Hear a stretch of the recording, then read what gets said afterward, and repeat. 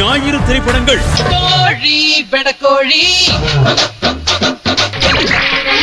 பேரழியருக்கு பிடிக்காத ஒரே ஒரு பேர் சந்தோஷ்.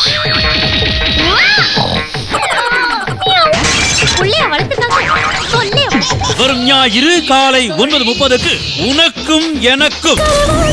ஆடு பிடிக்கிறவன் மாடு பிடிக்கிறவெல்லாம் கல்யாணம் பண்ணிக்க மாட்டாங்க. மூஞ்சி பாரு. எனக்கு எல்லாம் தெரியும்டி. கீழே கடந்த செங்கல் எடுத்து அடிச்சிருந்தா நீ செத்துருக்க மாட்ட. அந்த பிளான் இருந்துச்சா? ஆமாயா. பிற்பகல் 3 மணிக்கு கருப்பன்.